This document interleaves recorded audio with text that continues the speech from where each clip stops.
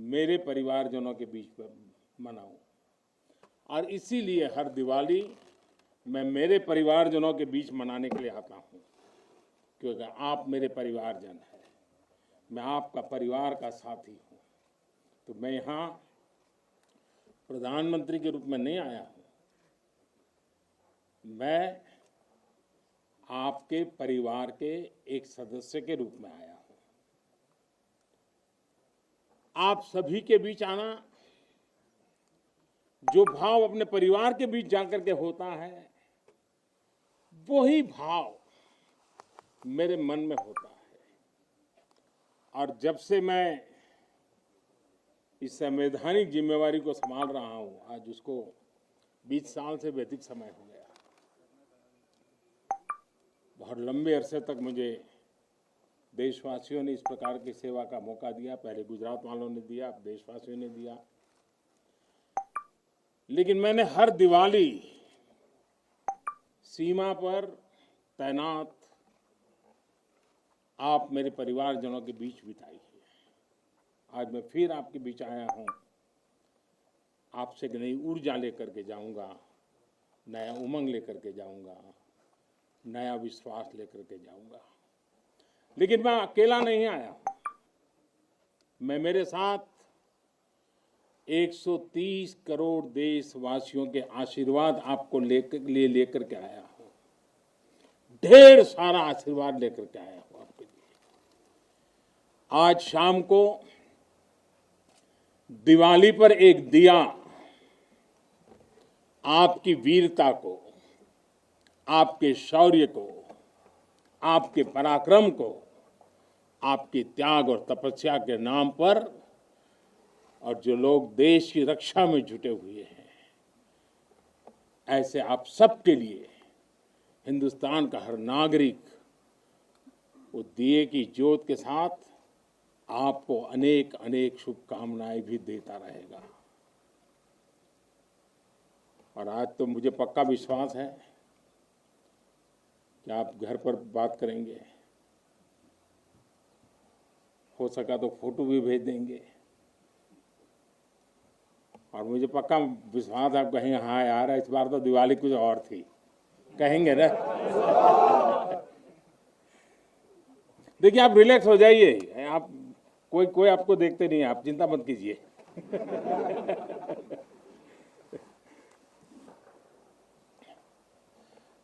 अच्छा, आप ये भी बताएंगे ना कि मिठाई भी बहुत खाई थी? नहीं बताएंगे तो बोलो ना। साथियों, आज मेरे सामने देश के जो वीर हैं, देश की जो वीर बेटियां हैं, वो भारत मां की ऐसी सेवा कर रहे हैं जिसका सौभाग्य हर किसी को नहीं मिलता है। किसी किसी को ही मिलता है जो सौभाग्य आपको मिला है।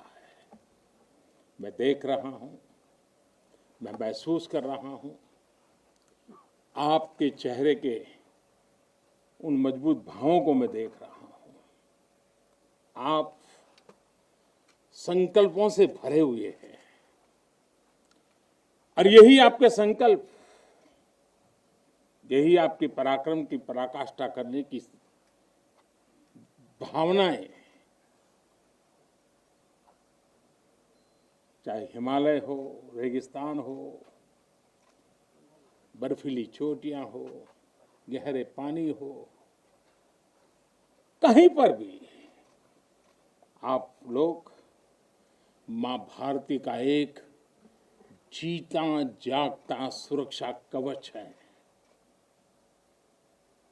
आपके सीने में वो जज्बा है जो 130 करोड़ देशवासियों को भरोसा होता है, वो चैन की नींद सो सकते हैं।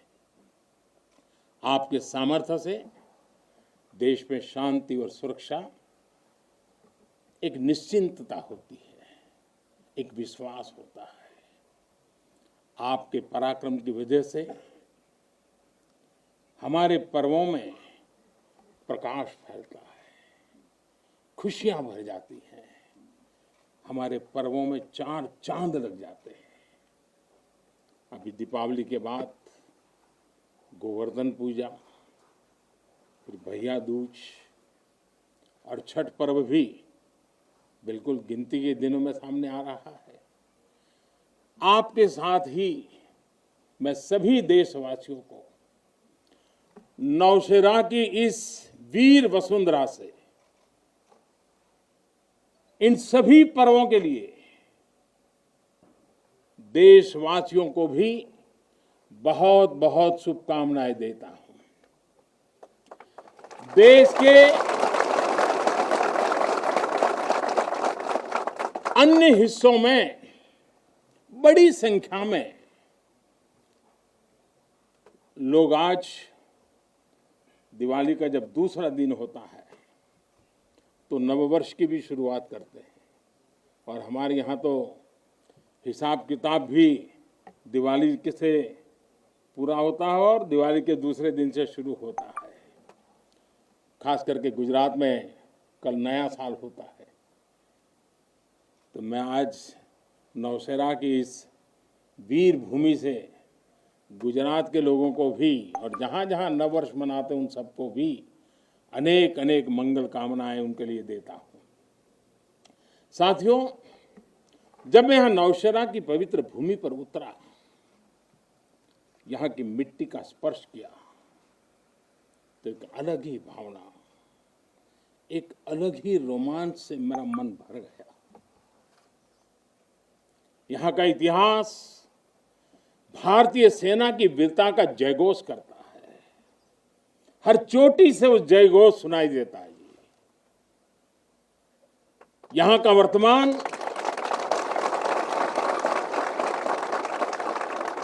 वर्तमान आप जैसे वीर जवानों की वीरता का जीता जागता उदाहरण है। वीरता का जिंदा सबूत मेरे सामने मौजूद है। नौशेरा ने हर युद्ध का, हर छद्म का, हर षड्यंत्र का माकूल जवाब देकर कश्मीर और श्रीनगर के प्रहरी का काम किया है। आजादी के तुरंत बाद ही दुश्मनों ने इस पर नजर घड़ा करके रखी हुई थी। नौशेरा पर हमला हुआ, दुश्मनों ने ऊंचाई पर बैठकर इस पर कब्जा जमाने की कोशिश की, और अभी जो मुझे पूरा वृत्त वीडियो समेत सारी चीजें मुझे देखना समझने का मौका मिला, और मुझे खुशी है कि नौशेरा के जाबाजों के शौर्य के सामने सारी साजिश से धरी की धरी रह गई। दोस्तों, भारत माता की जय! भारत माता की जय! भारत माता की जय! भारतीय सेना की ताकत क्या होती है, इसका एहसास दुश्मन को शुरुआत के दिनों में ही लग गया था जी। मैं नमन करता हूं नौशेरा के शेर ब्रिगेडियर मोहम्मद उस्मान को, नायक जदुनाथ सिंह जी को, जिन्होंने देश की रक्षा के लिए अपना सर्वोच्च बलिदान दिया।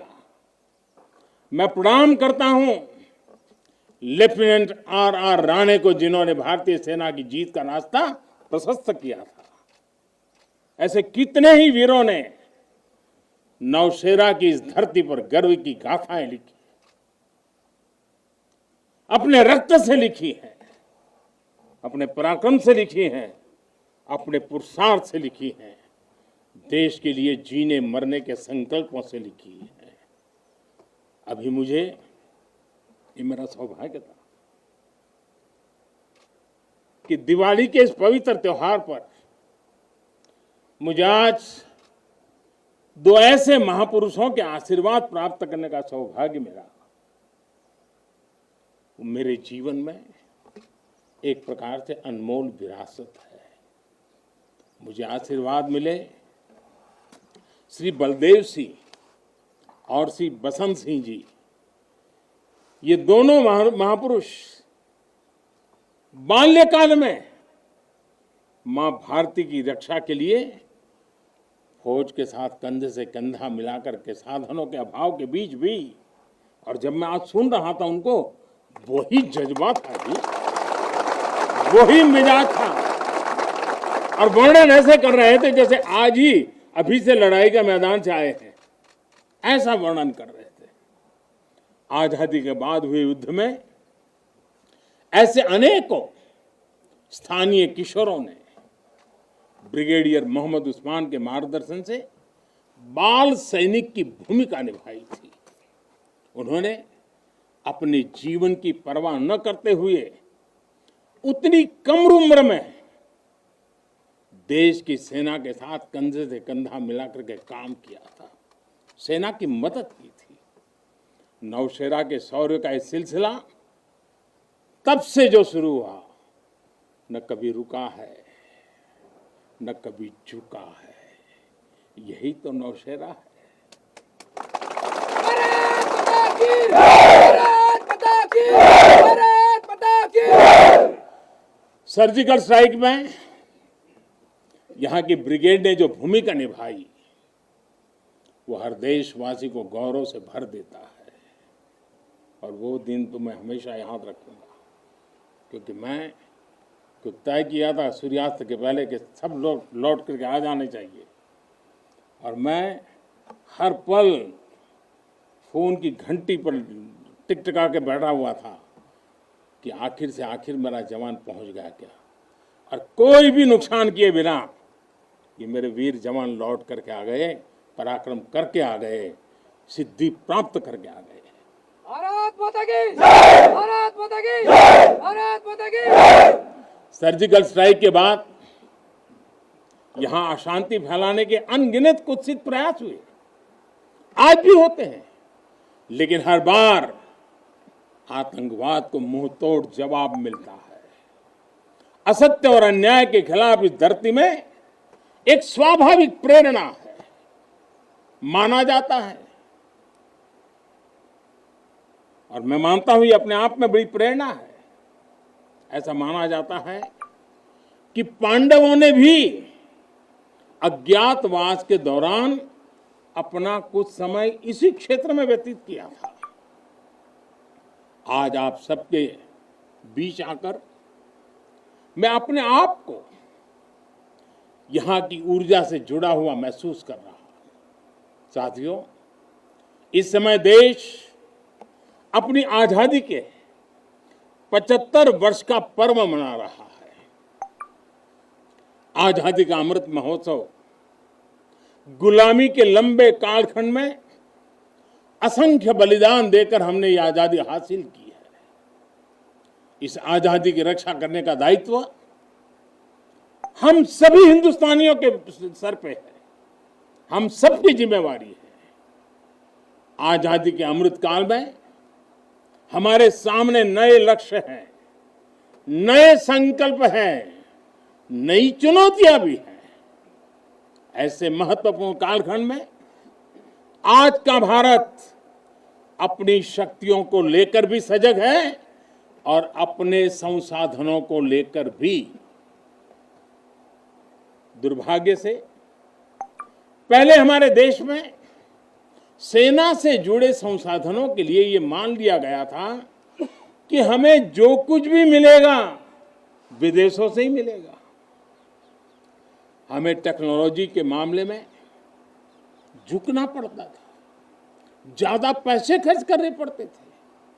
नए हथियार, नए उपकरण खरीदने होते थे तो प्रक्रिया सालों साल चलती रहती थी। यानी एक अफसर फाइल शुरू करें, वो रिटायर हो जाए, तब तक भी चीज नहीं पहुंचती थी। ऐसा ही कालखंड था। नतीजा ये कि जरूरत के समय हथियार फिर आपाधापी में खरीदे जाते थे। यहां तक कि स्पेयर पार्ट्स के लिए भी हम दूसरे देशों पर निर्भर रहते थे। साथियों, डिफेंस सेक्टर में आत्मनिर्भरता का संकल्प उन पुरानी स्थितियों को बदलने का एक सशक्त मार्ग है। देश के रक्षा खर्च के लिए जो बजट होता है, अब उसका करीब 65% देश के भीतर ही खरीदी पर खर्च हो रहा है। हमारे देश ये सब कर सकता है, करके दिखाया है। एक अभूतपूर्व कदम उठाते हुए अब भारत ने यह भी तय किया है कि 200 से ज्यादा साजो सामान और उपकरण अब देश के भीतर ही खरीदे जाएंगे। आत्मनिर्भर भारत का यही तो संकल्प है। अगले कुछ महीनों में इसमें और सामान जुड़ने वाले हैं। देश को आत्मनिर्भर बनाने वाली ये पॉजिटिव लिस्ट और लंबी हो जाएगी। इससे देश का डिफेंस सेक्टर मजबूत होगा, नए नए हथियारों उपकरणों के निर्माण के लिए निवेश बढ़ेगा। साथियों, आज हमारे देश के भीतर अर्जुन टैंक बन रहे हैं, तेजस जैसे अत्याधुनिक लाइट कॉम्पैक्ट एयरक्राफ्ट बन रहे हैं। अभी विजयादशमी के दिन 7 नई डिफेंस कंपनियों को भी राष्ट्र को समर्पित किया गया है। हमारी जो ऑर्डिनेंस फैक्ट्रीज थी वो अब स्पेशलाइज्ड सेक्टर में आधुनिक रक्षा उपकरण बनाएगी। आज हमारा प्राइवेट सेक्टर भी राष्ट्र रक्षा के संकल्प का सारथी बन रहा है। हमारे कई नए डिफेंस स्टार्टअप्स आज अपना परचम लहरा रहे हैं।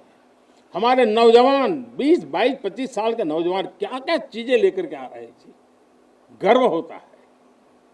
साथियों, उत्तर प्रदेश और तमिलनाडु में बन रहे डिफेंस कॉरिडोर इस स्पीड को और तेज करने वाले हैं। ये सारे कदम जो आज हम उठा रहे हैं वो भारत के सामर्थ्य के साथ साथ डिफेंस एक्सपोर्टर के रूप में हमारी पहचान को भी सशक्त करने वाले हैं। साथियों, हमारे शास्त्रों में कहा गया है, को अति भारः समर्था नाम, यानी जो समर्थ होता है उसके लिए अति भार मायने नहीं रखता। वो सहज ही अपने संकल्पों को सिद्ध करता है। इसलिए आज हमें बदलती दुनिया, युद्ध के बदलते स्वरूप के अनुसार ही अपनी सैन्य शक्ति को भी बढ़ाना है, उसको नए ताकत के साथ ढालना भी है। हमें अपनी तैयारियों को दुनिया में हो रहे इस तेज परिवर्तन के अनुकूल ही ढालना ही होगा। हमें मालूम है किसी समय हाथी घोड़े पर लड़ाइयां होती थी।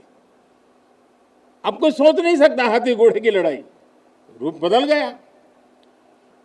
पहले शायद युद्ध के रूप बदलने में दशकों लग जाते होंगे, शताब्दियां लग जाती होगी।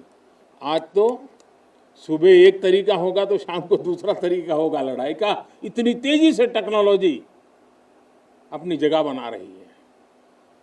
आज की युद्ध कला सिर्फ ऑपरेशंस के तौर तरीकों तक ही सीमित नहीं है। आज अलग अलग पहलुओं में बेहतर तालमेल, टेक्नोलॉजी और हाइब्रिड टैक्टिक्स का उपयोग बहुत बड़ा फर्क डाल सकता है। संगठित नेतृत्व एक्शन में बेहतर समन्वय आज बहुत जरूरी है। इसलिए बीते समय से हर स्तर पर लगातार रिफॉर्म्स किए जा रहे हैं। चीफ ऑफ डिफेंस स्टाफ की नियुक्ति हो या डिपार्टमेंट ऑफ मिलिट्री अफेयर्स का गठन, ये हमारी सैन्य शक्ति को बदलते समय के साथ कदम ताल करने में अहम रोल निभा रहे हैं। साथियों, आधुनिक बॉर्डर इंफ्रास्ट्रक्चर भी हमारी सैन्य ताकत को और मजबूत करने वाला है। सीमावर्ती इलाकों की कनेक्टिविटी को लेकर पहले कैसे काम होता था, ये आज देश के लोग, आप सभी भली भांति जानते हैं। अब आज लद्दाख से लेकर के अरुणाचल प्रदेश तक, जैसलमेर से लेकर के अंडमान निकोबार द्वीप तक हमारे बॉर्डर एरियाज में हमारे समुद्री तट पर जहां सामान्य कनेक्टिविटी भी नहीं होती थी, आज वहां आधुनिक रोड, बड़े बड़े टनल्स, पुल और ऑप्टिकल फाइबर जैसे नेटवर्क बिछाए जा रहे हैं। इससे हमारी डिप्लॉयमेंट कैपेबिलिटी में तो भूतपूर्व सुधार हुआ ही है। सैनिकों को भी अब बहुत अधिक सुविधा हो रही है। साथियों, नारी शक्ति को नए और समर्थ भारत की शक्ति बनाने का गंभीर प्रयास बीते 7 सालों में हर सेक्टर में किया जा रहा है। देश की रक्षा के क्षेत्र में भी भारत की बेटियों की भागीदारी अब नई बुलंदी की तरफ बढ़ रही है। नेवी और एयरफोर्स में अग्रिम मोर्चों पर तैनाती के बाद अब आर्मी में भी महिलाओं की भूमिका का विस्तार हो रहा है।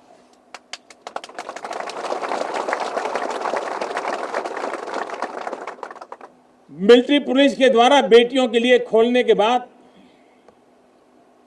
अब महिला अफसरों को परमानेंट कमीशन देना इसी भागीदारी के विस्तार का ही हिस्सा है।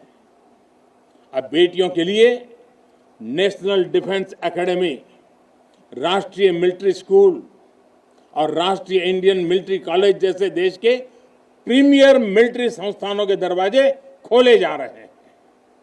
इसी वर्ष 15 अगस्त को मैंने लाल किले से यह भी घोषणा की थी कि अब देश भर के सभी सैनिक स्कूलों में बेटियों को भी पढ़ाई का अवसर मिलेगा। इस पर भी तेजी से काम शुरू हो गया है। साथियों, मुझे आप जैसे देश के रक्षकों की वर्दी में केवल अथाह सामर्थ्य के ही दर्शन नहीं होते।